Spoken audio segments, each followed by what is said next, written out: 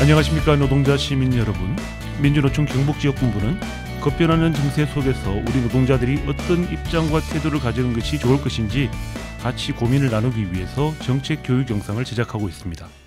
지난 1차 정책 교육 영상에서는 기후위기, 4차 산업혁명과 디지털 전환, 그리고 일자리 보장제, 마지막으로 노동 정치에 대해서 다룬 바 있습니다. 오늘은 제7공화국에 대해서 이야기를 나눠볼까 합니다. 제7공화국 건설운동을 제안하시고 다방면에서 활동하고 계시는 전환사회연구소 장석준 기획위원을 모시고 이야기를 들어보도록 하겠습니다. 네, 위원님 반갑습니다. 네, 반갑습니다. 예, 서울에서 오신 예. 예. 지금 뭐 바쁘실 텐데 시간 네. 내주셔서 고맙습니다. 예. 아, 부족한 내용인데 말할 수 있는 기회 주셔서 대단히 감사합니다. 예, 앞으로 이제 이 기회로 해서 많은 분들이 관심을 가지고 같이 좀 움직였으면 좋겠다는 생각이 들어서 모셨습니다. 자, 바로 질문으로 들어가겠습니다. 대한민국은 민주공화국이다라고 적혀 있지만 사실은 그렇게 적혀 있어도 이게 나라냐라고 국민들이 울부짖고 87항쟁도 겪고 우리 촛불항쟁도 했었는데 별로 보면 나아진 것 같지가 않아요. 예. 그래서 현재 6공화국 체제에 머물러져 있는 그 한계를 좀 어떻게 극복했으면 싶은데 왜 지금 그 6공화국을 넘어서는 제7공화국을 우리가 고민해야 되는지 한번 이야기해 주시면 고맙겠습니다. 네, 우리가 민주주의라고 얘기하는데 민주주의도 이제 참으로 다양한 제도들로 구성되어 있죠. 그래서 그때 역사적 상황이나 사회적 상황에 맞춰서 가장 적합한 제도들을 선택을 하게 되는데 이거를 이제 전 사회적으로 정하는 절차를 우리가 흔히 개헌이라고 부르죠. 예전에 있었던 헌법 그리고 그 헌법이 규정하는 체제를 새로운 것으로 바꾸자고 합의하는 과정. 한국 사회에서도 몇 번 이제 그런 과정이 있었고 그래서 우리가 87년에 시작된 이 체제를 제6공화국이라고 부르죠. 물론 이게 노태우 정권이 제6공화국을 이런 표현을 많이 썼기 때문에 우리 생각 속에는 그냥 제6공화국 하면 노태우 정부를 많이 떠올리는 분들이 계신데 노태우 정부부터 지금 현재 문재인 정부까지 계속 이제 하나의 제6공화국 체제라고 할 수 있겠습니다. 제7공화국은 딴 게 아니고 이 체제가 시효를 다했다는 거죠. 네. 지금 우리 사회적 상황이나 역사적 상황이랑 현재 우리 민주주의 정치 제도 틀이랑 안 맞는다. 새로운 걸로 바꿔야 된다.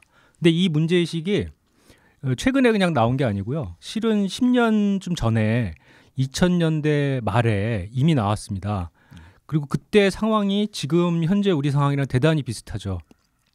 2006년부터 7년에 걸쳐서 노무현 정부가 정책적으로 많은 실패를 했는데 특히 이제 부동산 문제 때문에 많은 실패했고 사회개혁을 한다고 했는데 제대로 못했죠. 그러면서 많은 실망층이 생기고 그런 상황에서 2007년 대선을 맞이하게 됐습니다. 이 상황에서 기존의 양당, 나름대로 상대적으로 개혁을 외치는 범민주당 세력, 그리고 그보다 더 오른쪽에 있다고 평가되는 지금은 국민의힘이라고 불리는 그 세력의 이제 전신이죠. 이 양대 정당이 중심이 된 제6공화국 체제로는 한국 사회에 필요한 문제들을 해결할 수가 없다. 이 문제 제기를 당시 민주노동당 대통령 후보 경선에 나섰던 고 노회찬 의원이 문제 제기를 하면서 이거를 압축한 구호로 정치권에선 처음으로 제7공화국 슬로건을 내걸었습니다. 그래서 그 안에 담겨져야 될 내용들도 정리를 해서 말씀을 하셨고요. 다만 민주노동당 대통령 후보를 선출하는 과정에서 노회찬 의원이 선택이 안 됐죠. 그러면서 이게 당내 경선에서의 이슈로 이제 그치고 당시 민주노동당이 한국 사회 전체에 이렇게 선전하는 이슈가 되지 못했었는데요. 그러고 나서 지금 한 10몇 년 지났지만 상황은 또 대단히 비슷하죠. 문재인 정부가 촛불 개혁을 내걸고 집권을 했습니다만 전혀 이제 개혁을 추진하기보다는 실망감만 안겨주고 있고요. 그러니까 이거는 지금 초유의 상황이 아니라 제6공화국 체제에서 계속 반복되는 현상이라는 거를 우리가 너무 뼈저리게 경험을 하고 있는 거고요. 이걸 극복하자면 단순히 무슨 민주당의 반성을 촉구한다 혹은 뭐 촛불 개혁이 왜 안 됐는지 그거를 그냥 단기적으로 살펴보고 이럴 문제가 아니라 87년에 시작된 이 정치 질서, 그 정치 질서 뒷받침하는 체제, 이게 근본적으로 바뀌지 않고서는 우리 여러 가지 모든 문제들을 해결할 수 없다. 이거를 확인하고 바꿔나가는 과정이 필요하다.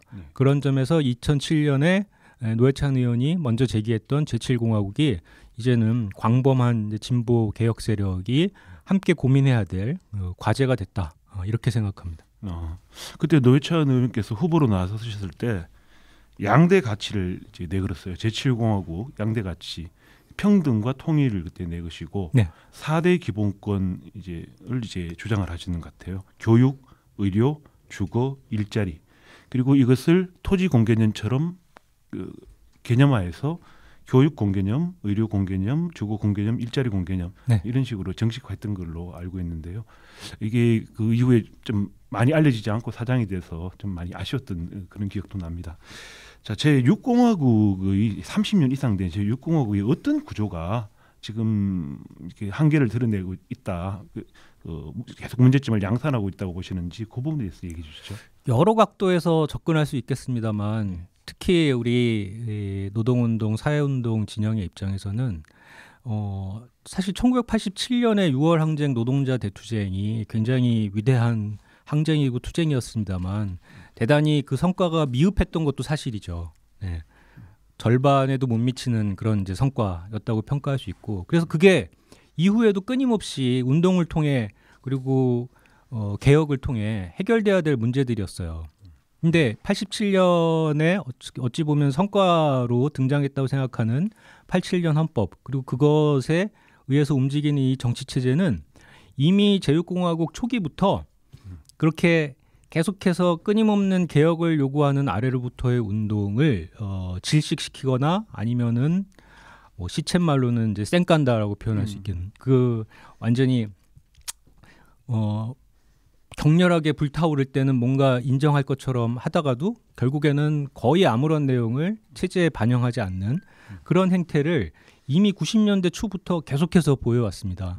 그게 올해로 이제 30주년이 되는 1991년 5월 투쟁 같은 경우 강경대 열사의 죽음으로부터 시작된 그리고 박창수 열사의 죽음, 김기정 열사 죽음 이렇게 하면서 투쟁이 계속됐던 91년 상반기에 투쟁들이 있었는데 그때 이미 이 문제들은 이렇게 거리에서 시위로 해결할 게 아니라 선거로 해결을 해야 된다. 근데 그 선거는 제6공화국 헌법에 의해서 틀이 딱 짜여져 있는 거죠. 국회의원 선거는 소선거고 대통령제이면서 결선투표제도 없는 대통령 선거 91년 5월 투쟁 같은 경우도 그래서 바로 직후에 있었던 지방선거로 이제 일정이 옮겨갔는데 그러면서 5월 투쟁 때 거리에서 나왔던 목소리들은 하나도 제대로 이제 반영이 못 됐습니다. 근데 이게 91년으로 끝난 게 아니라 잘 아시다시피 96년, 97년 노동법 안기부법 개혁 반대 총파업에서도 거의 같은 과정이 반복이 됐고요. 김대중 정부가 들어서면 이게 해결될 것이다라고 얘기했지만 김대중 정부가 들어서서 결국은 노동법 개혁됐던 거 그대로 정리해고 변형시간 근로제, 파견 근로제 다 IMF 요구라고 그러면서 관철을 시켰습니다.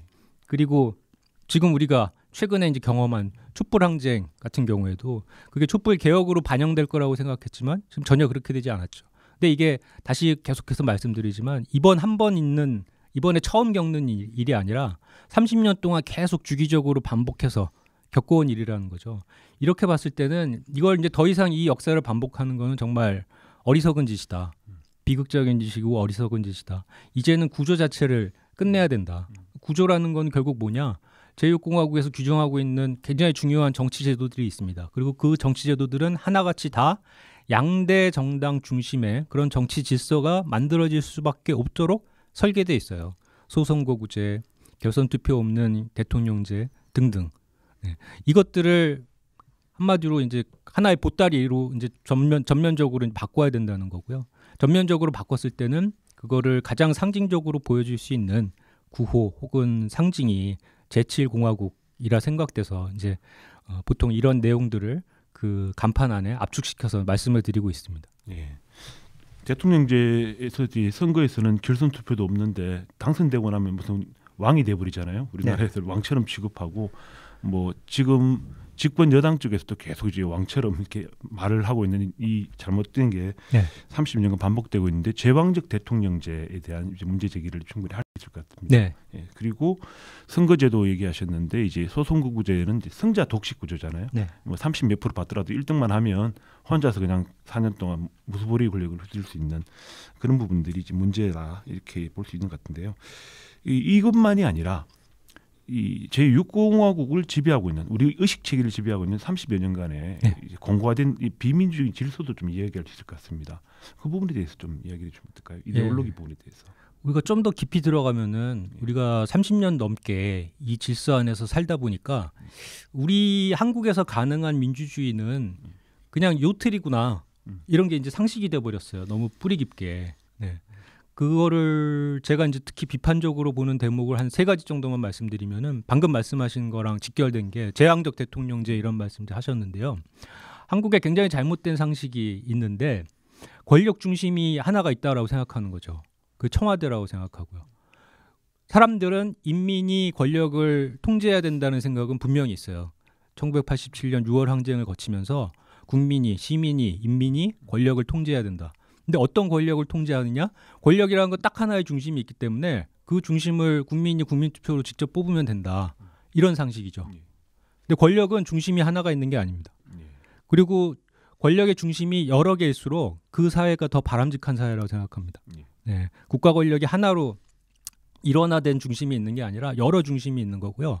그리고 민중이 통제하는 거는 하나의 권력 중심을 통제하는 게 아니라 그 각각의 모든 권력 중심들을 다 시민이 민중이 통제해야 되는 거죠. 국회도 하나의 권력 중심이고 민중이 직접 통제를 해야 되고요.